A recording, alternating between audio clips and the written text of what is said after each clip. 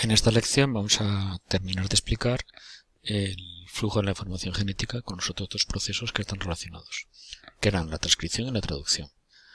Ya explicamos anteriormente lo que era la replicación. La transcripción tiene similitudes con la replicación, pero tiene importantes diferencias que hay que explicar aquí.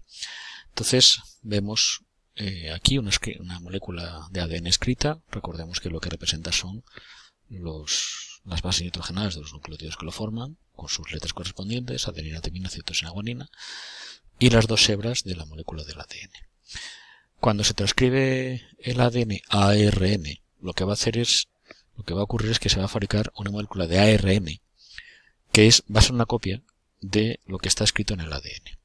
Pero no se transcribe toda la molécula de ADN, eso sería transcribir un cromosoma completo, y eso es una cantidad inmensa de información, sino que se transcribe un gen, que es un fragmento. En este caso, pues vamos a suponer que este fragmento que tenemos aquí recuadrado en rojo es un gen, por ejemplo, el responsable de fabricar la proteína que le da color azul a los ojos. Entonces, también hay que abrir la doble hélice del ADN para poder fabricar enfrente, en este caso ARN, pero solo de un fragmento. Como el ARN solo tiene una hebra, es lo que se llama monocatenario, solo se va a transcribir una de las hebras del ADN. Para abreviar y resumir mucho, la de arriba. No es así, pero no importa. Vamos a suponer que es la de arriba siempre. Entonces, igual que antes decíamos que tienen que haber complementariedad de bases entre las dos hebras del ADN, también existe esta complementariedad entre el ADN y el ARN. De manera que, si en el ADN hay una C, en el ARN va a aparecer una G, igual que con el ADN. CG, GC, CG, GC, GC, A. Si fuera ADN, enfrente se colocaría timina, pero no puede ser, porque en el ARN no existe la timina, sino que existe el uracilo. Por lo tanto, la base complementaria a la adenina del ADN en el ARN es uracilo. Si tenemos timina, enfrente se va a poner adenina, timina, adenina, timina, adenina, adenina, uracilo, adenina, uracilo, adenina, uracilo, citosina, guanina. De manera que, cuando se termina de completar el fragmento de ADN, la copia correspondiente en ARN, ya está transcrito ese gen. Y ya tenemos aquí una molécula de ARN que vamos a decir que este es el ARN mensajero. Ya está terminada la transcripción. Una vez que finaliza esto, se vuelve a cerrar la molécula de ADN y ahora vamos a centrarnos en qué ocurre con este ARN. Ese ARN se fabrica dentro del núcleo y tiene que salir fuera para poder expresarse.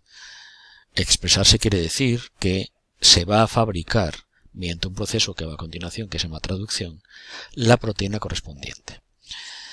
La traducción, que también se llama síntesis de proteínas, es un proceso complejo que necesita de intervención de varias moléculas distintas.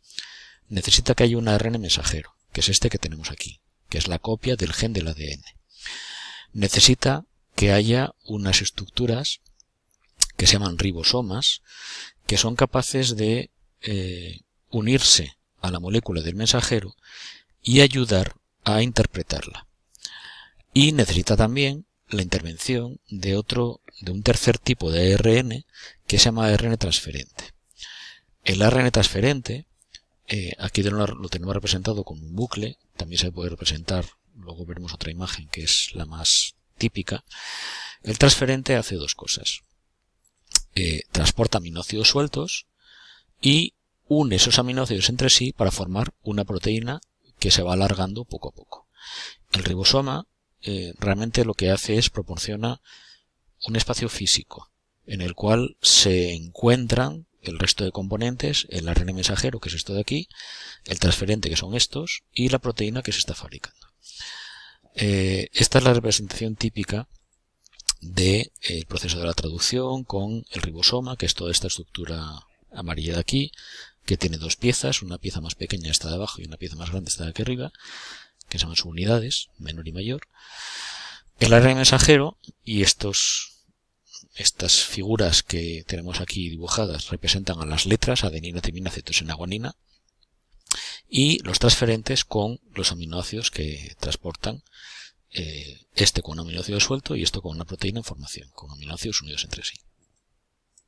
Antes de seguir explicando cómo tiene lugar el proceso de la traducción, vamos a resumir qué es esto de los aminoácidos y qué es una proteína. Una proteína es una molécula muy compleja también, es una macromolécula, similar o igual que el ADN en el sentido de que es una molécula muy grande hecha de otras más pequeñas. Si el ADN está hecho de nucleótidos, una proteína está hecha de otras moléculas más sencillas que se llaman aminoácidos. Aquí tenemos la estructura general de un aminoácido. Esto no es una proteína, es un aminoácido nada más. Es un monómero de las proteínas, que tiene un grupo amino, que es NH2, un grupo carboxilo, que es C doble enlace O o H, y un carbono intermedio, del cual cuelga una cosa que se llama cadena lateral, grupo R. Los aminoácidos se llaman así porque tienen un grupo amino y un grupo ácido. El grupo carboxilo le da carácter ácido y por eso son aminoácidos. Y esta R es variable, de manera que dependiendo de qué haya aquí unido, podemos diferenciar 20 aminoácidos distintos. Cada uno tiene una fórmula distinta en esta R, o sea, todos los aminoácidos comparten esto de aquí, que es lo que se llama el esqueleto básico de aminoácido, todo esto, y esta R determina qué aminoácido es. Cada uno tiene una fórmula y un nombre: alanina, valina, leucina, isoleucina, prolina, así hasta 20. Si tenemos un aminoácido nada más, no tenemos nada. Es un aminoácido suelto, es un componente de las proteínas. Pero se pueden formar uniones, enlaces entre dos aminoácidos y pueden formar cadenas de un número indeterminado, de cientos de miles y de cientos de miles de aminoácidos uno detrás de otro. Cuando tenemos esto, ya tenemos una proteína. Y el enlace que mantiene unidos dos aminoácidos, aquí tenemos dos independientes, fijaros, este más quiere decir que va a formarse el enlace correspondiente, y aquí ya tenemos dos aminoácidos pegados, con un enlace especial que es exclusivo de ellos, que se llama enlace peptídico. Pero bueno, esto ya es algo que aprenderéis en cursos posteriores. Volviendo a la explicación de cómo tiene lugar el proceso de la traducción, decíamos que tenemos el ribosoma, el mensajero, que es el que lleva la información genética, que es la copia del ADN, los transferentes que transportan aminoácidos sueltos, este val quiere decir valina, que es un aminoácido, aquí pone valina, alanina, treonina, valina, prolina, etc. Y esto es una proteína en formación que está creciendo. Entonces, ¿qué hace el transferente? Transporta aminoácidos sueltos y ayuda a que se vayan uniendo. Pero el problema está en cómo se sabe cuál es el aminoácido que hay que colocar. ¿Se colocan al azar o hay una lógica en todo esto? Bueno, pues efectivamente tiene que haber una lógica, porque si no, no tendría sentido nada este proceso que estamos explicando. Si aquí tenemos una secuencia de bases nitrogenadas que dicen ATCG, ATCG, AUCG, AUCG, AUCG, lo que diga, porque estamos hablando de ARN, no puede haber timina de uracilo, tiene que haber una correspondencia entre lo que dice el ARN y qué aminoácido se va a colocar según lo que diga aquí. Fijémonos que aquí hay dos palabras que son pues nuevas, que es codón y anticodón. Codón es una secuencia de 3 bases nitrogenadas del ARN mensajero, que tienen significado, que tienen un sentido. De manera que cada 3 bases de este ARN determinan un aminoácido concreto. ¿Y cómo se sabe esto? Bueno, pues porque gracias a un montón de equipos de investigación distintos que empezaron a analizar cómo se convertía la información de nucleótidos del ARN mensajero en información de aminoácidos de una proteína, se descifró lo que se conoce como código genético, que es esto que tenemos aquí. De manera que en el código genético decimos, si yo tengo un codón, que son 3 bases nitrogenadas del ARN, que dice uracilo, uracilo, uracilo, el aminoácido que se corresponde con esta palabra de 3 letras es fenilalanina. Si tengo adenina, uracilo, guanina, AUG, el aminoácido que se corresponde es metionina. Y así, con todas las combinaciones posibles de 4 bases nitrogenadas distintas, adenina, uracilo, citosina, guanina, tomadas de 3 en 3, tomadas en tripletes. Eso nos da todas estas combinaciones de aquí, que son 64, para 20 aminoácidos distintos. Vamos a fijarnos en 3 cosas. Primero, hay uno que está marcado en verde, que es AUG, y que es metionina. Hay 3 que están marcados en rojo, que son estos 3, UAA, UAG y UGA, que pone stop. Esas son las señales de parada. Hay que indicar, cuando se está leyendo un ARN mensajero, dónde termina la proteína, hasta dónde hay que llegar fabricándolo. Y eso nos lo dicen 3 posibles señales de parada, que son estas 3. Y hay que indicar también dónde empieza. Entonces, la secuencia del mensajero puede tener, vamos a decir, 1000 bases nitrogenadas distintas, 1000 letras, vamos a imaginarnos. Las 250 primeras no tienen significado, hasta que llega a el primer codón que dice AUG, que puede estar colocado donde sea. Cuando se llega a este primer codón, ahí es donde empieza realmente la proteína que hay que fabricar. Y el primer aminoácido que se mete siempre es metionina.